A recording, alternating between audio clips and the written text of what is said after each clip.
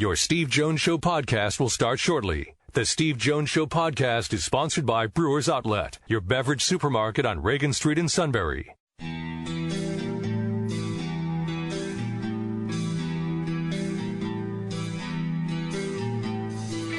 Sports talk where your voice counts. This is the Steve Jones Show on News Radio 1070 WKOK. Now, from the Sunbury Motors Studio, here's Steve Jones.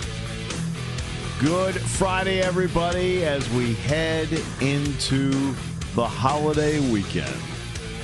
For those of the Jewish faith, you've been enjoying Hanukkah. And now, for those of the Christian faith, it is Christmas weekend. Christmas coming up on Monday, of course, Christmas Eve, Sunday night.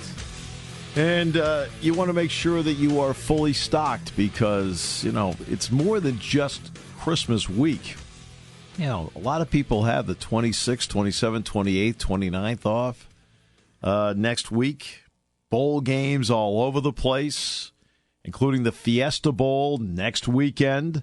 Next Saturday, Jack Ham, Derek Williams, and I will be in Glendale when Penn State takes on Washington. So you want to make sure you're fully stocked for this weekend. You want to make sure you're fully stocked for all the bowl games and the NFL games and everything else that you enjoy because, look, it's not going to be, maybe a little warmer next week, but it's still going to be cold outside. You're going to spend a lot of time indoors. That means you need to be fully stocked from Brewers Outlet. Reagan Street in Sunbury, the beverage supermarket. Imports, domestics, microbrews, best selection of beer anywhere, without question. And you can get wine coolers, water, soft drinks, snacks. They roast the peanuts fresh and hot every day. And yes, the pickle bar. And when I went in for the holiday party just a couple of weeks ago, I stocked myself up at the pickle bar with the barrels and the dills. They are undoubtedly second to none. Without a doubt, second to none. It's all at Brewers Outlet, Reagan Street in Sunbury, the beverage supermarket. We are in the Sunbury Motors studio. Sunbury Motors, 4th Street in Sunbury. Sunbury Motors Kia, routes 11 and 15 in Hummel's Wharf, as we now complete our 6th year of the Steve Jones Show in the air. We're going into our 7th year coming up of the show. Coming up today, we'll have a lot of fun. Frank Divers is the chairman of the Fiesta Bowl. He is thrilled about the matchup they ended up with. And we'll talk with him during the show today. Big Ten Commissioner Jim Delaney, a part of the show today. And then Lee Stout and Harry West. They wrote the book Lair of the Lion. They're going to be joining us as well. So we're looking forward to all that and much more on the show today. Should be a lot of fun.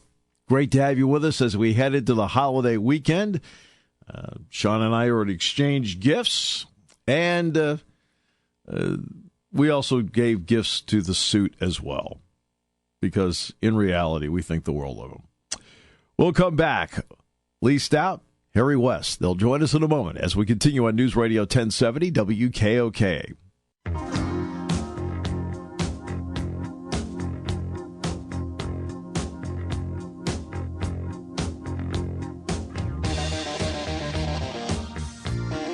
Lee Stout, Harry West joined us, the book Lair of the Lion, talking about Beaver Stadium not only as a center of events, because, Penn State football is more than a game, it's an event, and also as a structure, which is remarkable. The track was in there for a long time. As Harry pointed out earlier, they took that out to then put the stands in there. But just talk about the fact that the track was in there and the various events that were in there over time. Well, if you look at the overhead view of New Beaver Field, you can see all the various, pits and so forth for various track events, and those were carried over to the stadium when it moved there, and it continued to be a dual. And in fact, when they put the temporary bleachers on the south end, when they would take them out in the off season because they were wood, but when they put in a light steel, they actually could run under it. Yeah. For a period of time. And then when in 1980, I think it was, when they put in or maybe 76, when they put in the permanent steel bleachers, that's when they had to go to a new track facility. But it was where all the track events were for many, many years. And even the original Beaver Field behind where the Osmond Lab is today. That was originally for track and baseball and tennis, and all that was part of that facility. Also, way ahead of the curve when they did the expansion in the 80s was to put permanent lights in. Today, I still go to stadiums, and if there's a night game, some have permanent lights, others need, quote, must-go lighting, which they truck in. What did that mean to the growth of the program? And also with an idea to the TV era, Lee, that they have permanent lights. I think it made a tremendous difference. There was a couple years where they brought in temporary lights for the occasional night game, but after the NCAA lost the antitrust case in, what was that, about 84, I think. 84, Oklahoma, Georgia. That just broke open the whole opportunity for TV beyond what the NCAA had controlled, when Penn State might get one TV game a year, possibly two. And it made it possible for things eventually like the Big Ten network, for Notre Dame to have its own network. Penn State had delayed television in a small network, sort of run through TCS in Pittsburgh. Nelson Goldberg. Yeah. Yep, Nelson Goldberg. And it just really opened everything up. So, with lights came increased opportunities for broadcasting and increased opportunities for night games, or at least lighting up the stadium for a late afternoon game when it gets really dreary, as it often does here in Happy Valley. I wouldn't tell James Franklin that. I'm just speaking weather-wise. But this is where Joe Paterno, being on the College Football Association committee, working hand-in-hand with Chuck Ninus, paid great dividends for Penn State, because he was there. Because people don't realize that before the Oklahoma-Georgia thing broke, the CFA actually put together a contract with the NBC, which I think opened the door to, like, hey, look, we got to challenge this, because the NCAA didn't want it. And that he understood they needed to put lights in because he saw the TV thing taking off. Yeah. I mean, that's what it came down to. I asked before anything that surprised you along the way, what was the most interesting story you feel like you told in this story that really captured your interest more than anything else? I guess I'd probably go back to the early days. Really? I think people in general don't appreciate, and I don't really think that I had appreciated all that much, how much football was a true student activity then. Right. The faculty and administration almost completely hands-off. It was the students through their athletic association, which started 1887, 88, that began to field teams in various sports. The two people who were really in charge was the captain of the team, of Penn State's 11 for football. He was the one who selected the players. He called the plays. He did oversee some of the training and practices. And then the manager. I mean, today we think of managers as these poor guys that are cleaning uniforms and, right, prying the turf out of face masks. But in those days, the manager was just as important as the captain, because it was the manager who handled the money and who arranged away games and who went around panhandling to get the money to provide a guarantee for teams to come here.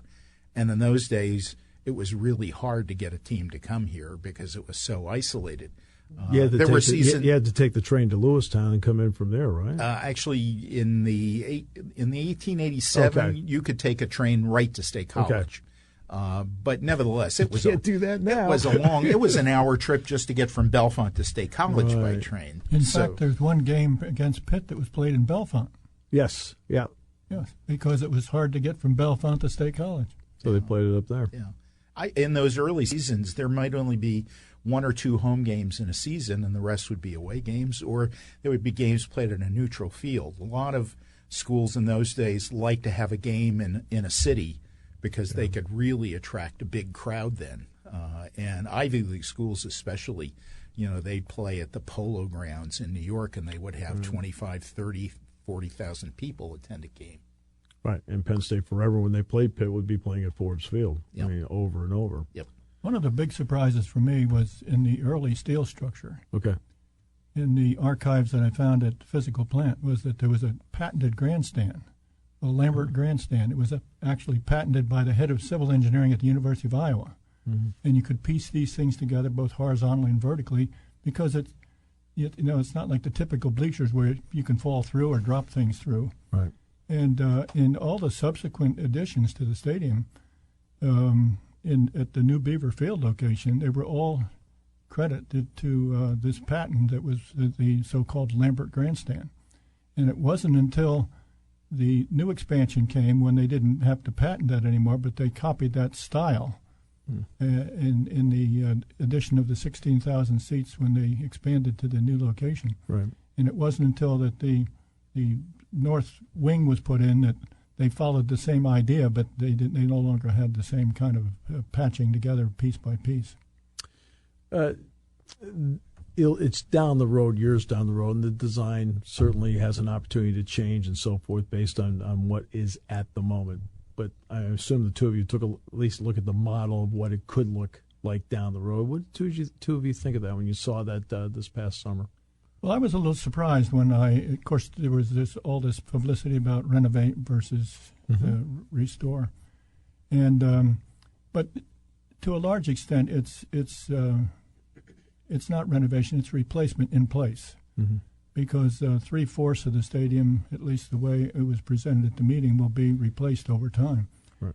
And one of the things that I was kind of unaware of is the fact that, you see on the east and west side now, you see some back chairs. Right, yeah, they replaced those, yeah. They replaced. And but when I examined that closely, they changed the tread for those seats because the existing stadium only has, I think, 27-inch tread. Right. And you need 33 inches to have seats. And I didn't realize that they actually changed the decking so that they could put those seats in, because they have the space that you need there. But it would not be possible to replace throughout the entire stadium because you don't have the tread length that you need.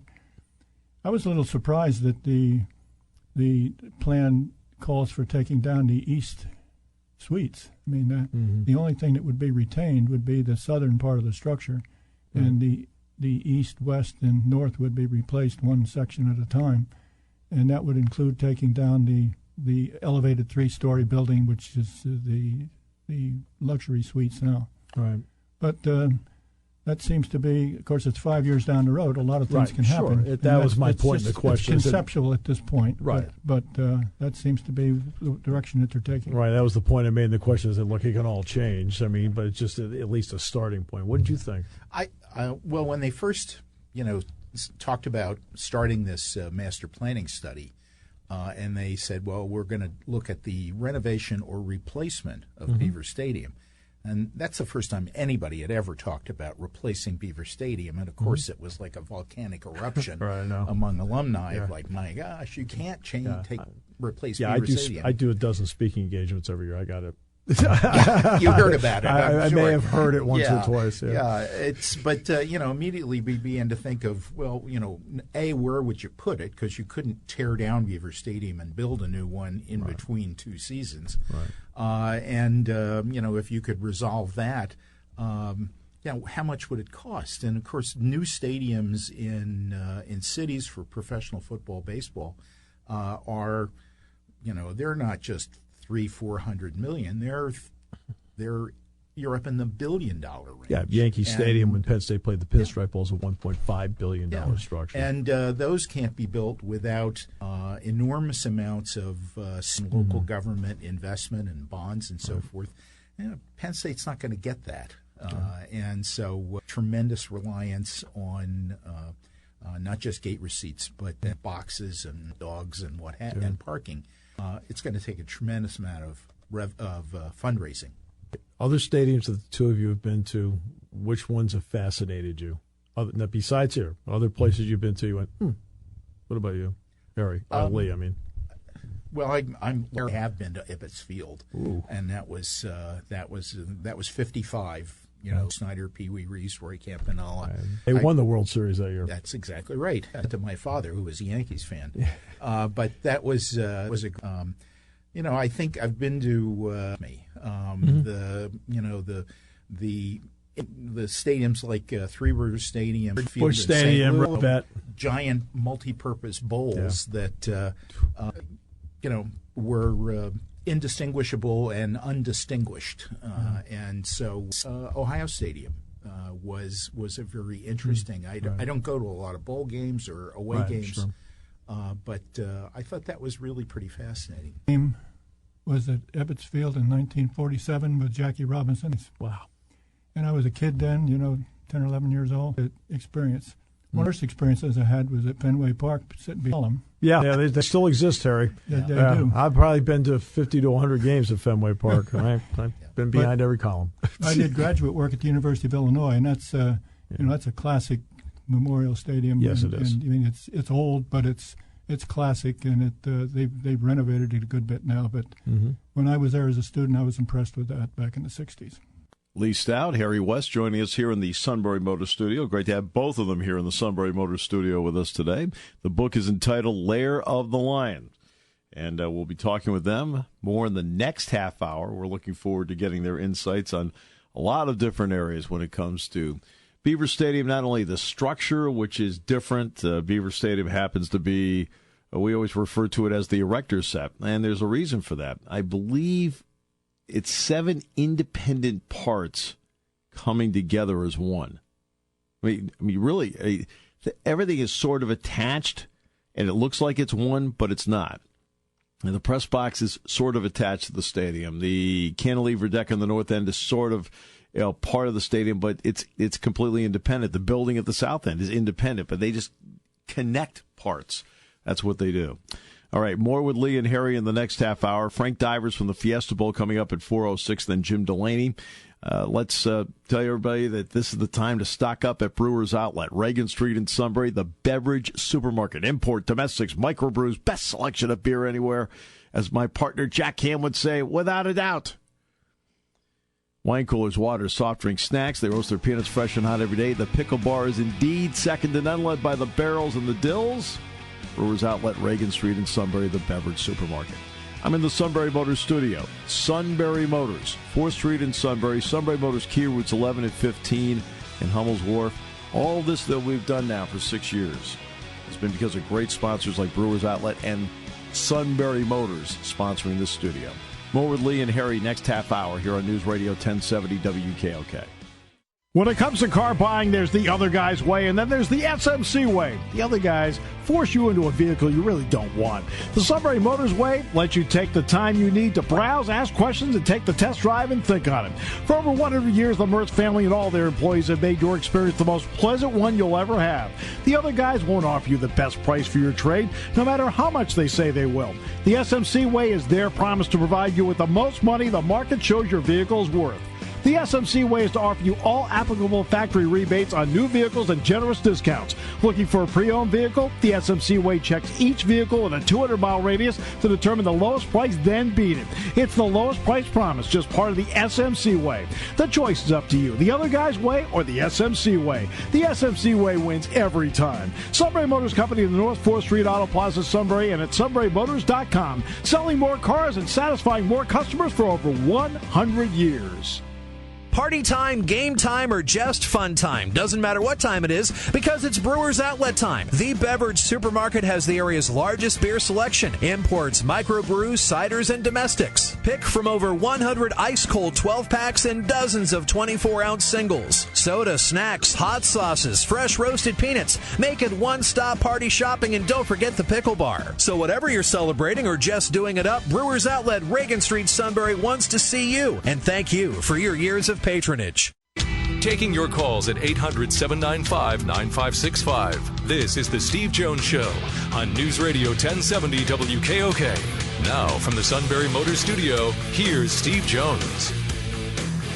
Happy holidays, everybody, and Merry Christmas.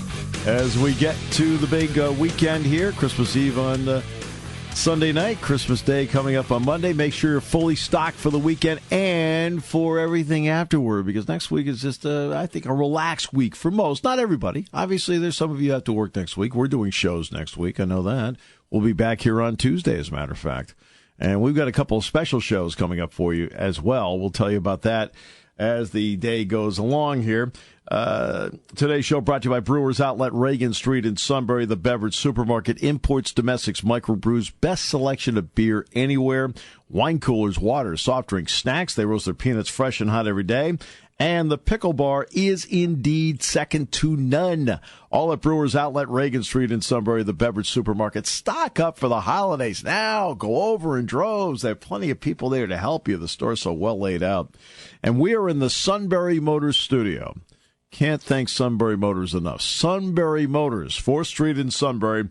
Sunbury Motors, key routes 11 and 15 in Hummel's Wharf. This day in sports history, then back to Harry West and Lee Stout, the book Lair of the Lion.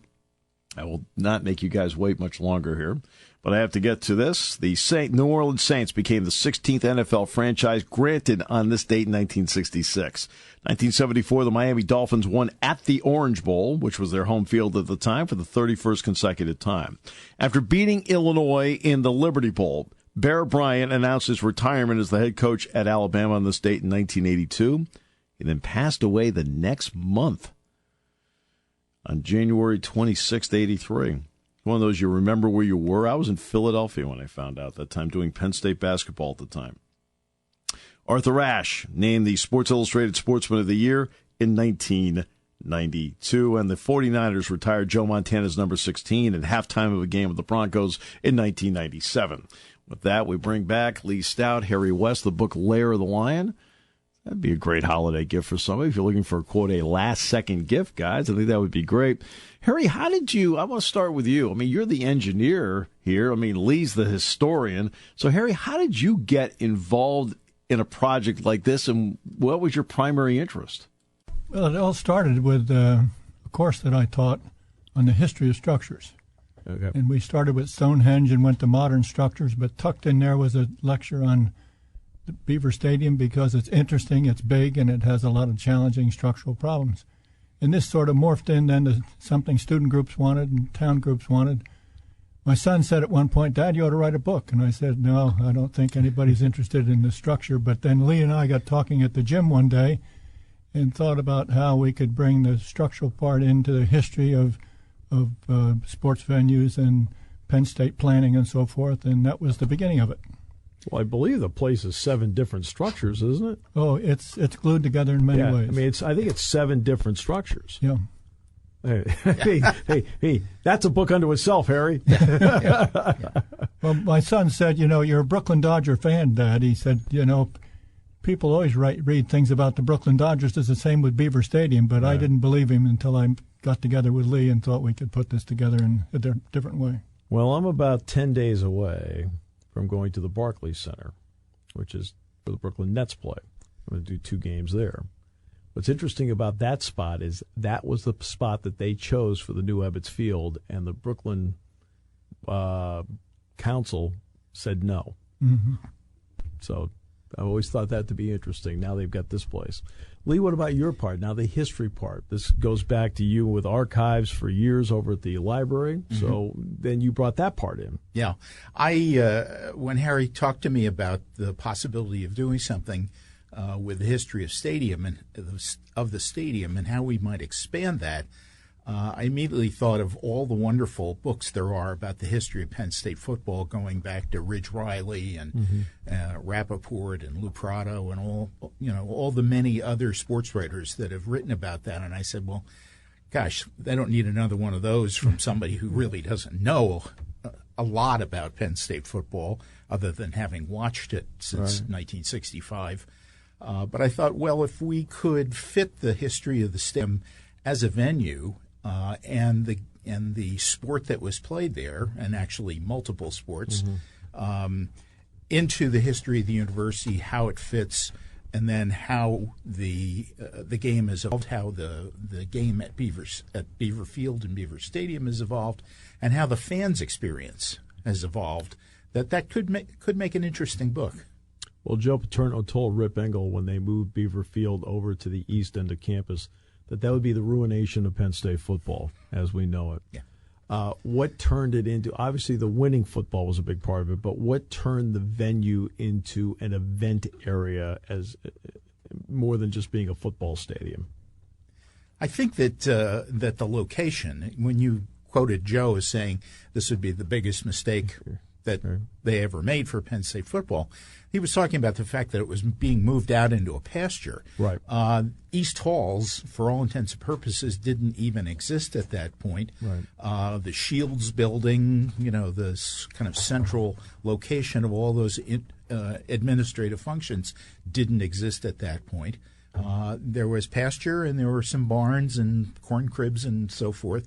But they had the wisdom to see that as the attendance was increasing, as the number of students and number of alumni were increasing, that more and more people wanted to come see Penn State football. They were improving the road system so people could get here.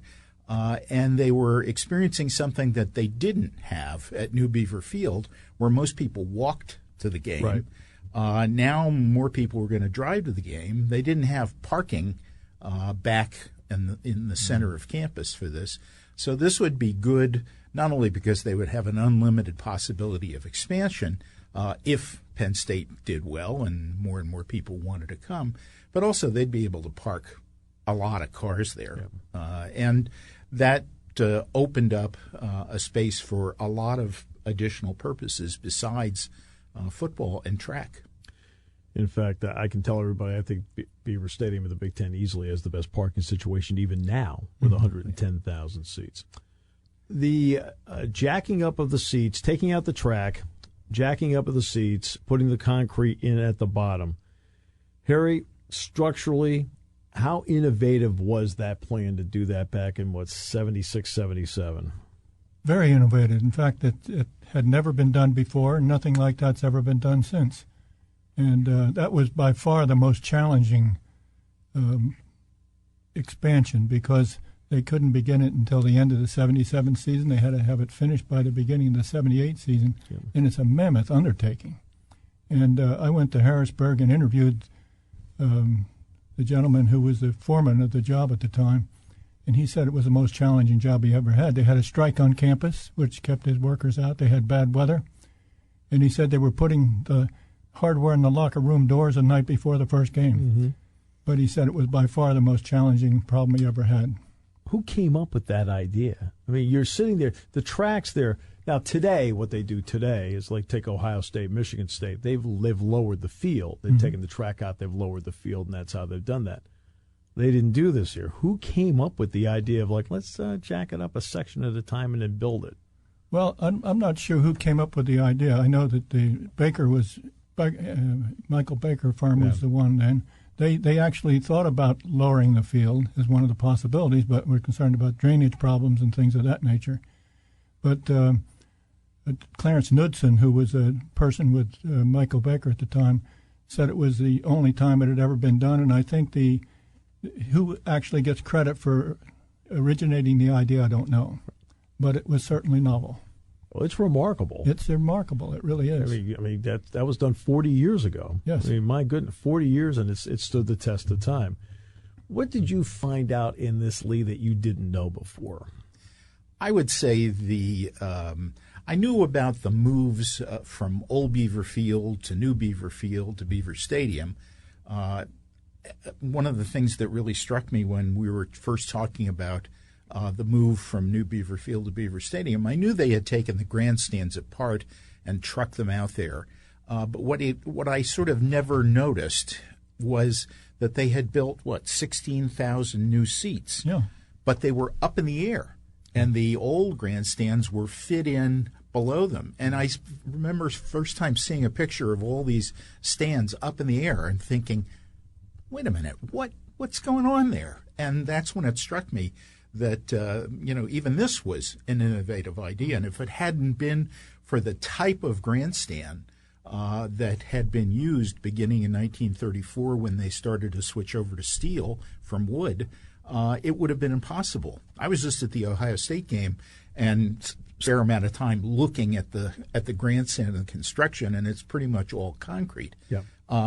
Penn State had actually talked about that beginning in the 1930s of building a permanent stadium about where the bus station is today. Right. And eventually abandoned it. They couldn't afford it in the 30s, and they didn't have time to think about it in the 40s. And by the time the 50s came along, they'd already expanded New Beaver Field in 1949 to a horseshoe. Right. And at that point, they realized they couldn't expand it anymore. It just wouldn't fit. So moving in 59 was really the only option they had. And it would have been much more difficult, much more expensive if they hadn't had the kind of steel stands that they did. Right. When it rains, you can see the 30,000 seats. Yeah, I've been in there. As you know, I've been in there more than most people have for scrimmages, things like that. And if you sit in the press box and it rains, you can see where the 30,000 seats are. Just enough coloration difference where you can see where it is. It's interesting. Yes. Very interesting. Some of the images that you catch over the years are interesting when you see they replaced the wood benches with aluminum. Yeah, that took place over about a 10-year period. And some of the images show brown and aluminum colors, at different sections of the stadium. How challenging was it putting the scoreboards on there? Let me step back 1 second. How challenging was it to fix the north deck once that was built? Because there were cracks in the concrete. Well, it was very challenging. I mean, that of the 12 concrete vents that radiate out, 8 of them had cracks. Right, and this is a cantilever deck, so it's not attached to the rest of the stadium. That's right. It's not attached in any way. It's anchored on these large reinforced concrete vents, and the cracks were at the interface between the corbels, which supported the pedestrian rampway, and the frame itself. And there were all kinds of arguments about whether the forms were taken off too early or inadequately reinforced and so forth, but again, they looked at several possibilities, and the one they came up with was this post-tensioning, right, which basically closed the cracks and prevented additional cracks from developing. And timing was a big problem because they already had 10,000 seats sold for the Cincinnati game. Right. But it was a very challenging thing, and I think the solution is a good solution. It's a little bit unattractive and raises a lot of questions, but it's very effective. Harry, the stadium's in 7 parts. There's a lot of parts of it. It doesn't. It's not an attractive structure. Yeah. No. Although people will challenge you when you say that. Oh, yeah. The real fans think it's look, beautiful. It's our wonderful. place. Yeah. This is our place. What the heck? Inside, it looks beautiful. Absolutely. When it has 110,000 students. Absolutely. And when one guy's going 69 yards for a touchdown in the second play of the game, it looks awesome. Lee, track the success of Penn State football with the size of the stadium. I mean, does one dovetail the other, in your opinion? Actually, pretty much it does, I think. I like to go back to the beginnings of Penn State football, maybe because there's nobody alive to contradict on me. The lawn? On the lawn with Bucknell? On the lawn, but by 1893 they had a football field and a grandstand. About 500 seats, maybe? Something like that, yeah. They did have showers, though. They brought water down from Mag Hill and set up showers under the grandstand, so, all the comforts that you would want. Yes. But by that point they were playing teams like Bucknell and Dickinson. As success increased, they began to play more regional opponents. They eventually began to play Army and Navy, and then got into 1912. Went out to Ohio State, and Ohio State quit. Yeah, and they got into playing the Ivy League schools, which was the SEC of its day. Right. They were the national champions repeatedly. They had most of the All-American players. So Harvard, Yale, Penn, and Princeton were the big opponents. If Penn State could tie Harvard, it was reason for a major celebration. Right. But as the team improved, the stadium, the number of people who wanted to come increased. They added more and more wooden grandstands. Now, the big change came in 1930 when President Hetzel decided they were going to de-emphasize football. Yeah, people realize in the 30s, when you look at the records, like, wow, the records weren't very what good. Happened? There's 9 straight losing seasons. They said they de-emphasized football. Yeah, and it wasn't just the number of seats decreased because they took down some of the wooden stands. They began to build steel, but very slowly. 1,500, 2,000, 3,000 seats at a year. But they were playing fewer games, they were playing lesser opponents, and they weren't having very much success. By 1939, 1940, 41, they were beginning to turn it around, but then the war came in, messed everything up, and it wasn't until the veterans started to come back, and you had that 47 team that went to the Cotton Bowl. Right. That was really kind of the turning point. From that point on, things began to improve. All right. But I think the expansion of Beaver Stadium can be pretty easily traced with the success. I think it was really hand in glove. Right, yeah, no, I agree. Because there's more demand. Yeah. More people want to go and see it. Where have your respective seats been over the years, and how often have you changed, if at all?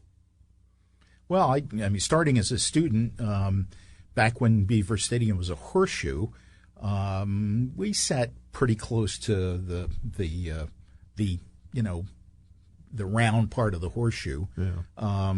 That was where the freshmen sat, and then gradually, as you went up, you moved up a section each year. After when I was a grad student and early faculty member, we'd scavenge and get seats wherever we could, and usually they weren't very good. When I really began to buy season tickets, we were very fortunate. We had friends who had tickets that they shared with us, and sitting on the 45-yard line, and that was really nice. Yeah. And then recently, I've been sat in the north end zone for a while. We were under the deck, so we were dry and brilliant games. But now we're in WH. So very nice. What about you, Herb? Well, as a student, my first game here was in 1953 when they had the snowstorm. Oh, okay. I came from New Jersey as a senior in high school, and that was my first game, the 1953 Fordham game. And then as a student, of course, my years were entirely at Beaver Field. And I've never had season tickets. Really? I go to games on occasion as I can. And today, at age 81, I spend my game in front of a flat screen. I'm not. That's very comfortable. Yeah, it is. I don't like to admit that, but that's the case. Nothing wrong with that. You paid your dues. Okay, you paid your dues. Saturday's going to be 26, so enjoy your flat screen. Please don't say that. Oh, it gets warmer during the game. They it's need fine. 2 layers of long underwear. No wind. Well, it's okay. When I did the Ohio State game, it was, 34 there? There's no heat in the booth. Like, oh, that's great. I said, I'm enjoying this. It's a lot of fun. I mentioned the scoreboard before. They've had, obviously, variations of it. There was the standalone scoreboard that was there in the late 60s into the early 70s, still in expansion. Then, obviously, the more intricate boards have been put up, and now you get the video boards. Any challenge in putting those up based on the structure? Well, the big challenge, they did that in the 99-2001 expansion. Yeah. The one on the north deck is separately supported. It's not supported on the deck itself. They actually had to weave a supporting structure up through under the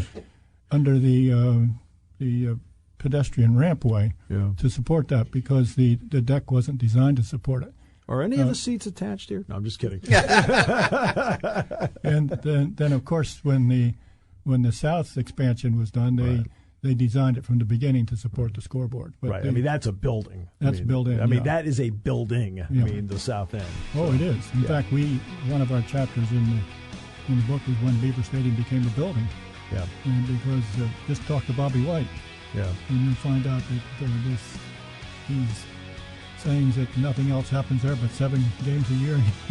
He can contradict that in a hurry. Lee, Harry, thanks so much. Appreciate it. Books Lair of the Lion. Lee Stout, Harry West. Frank Divers of the Fiesta Bowl next half hour on News Radio 1070 WKOK.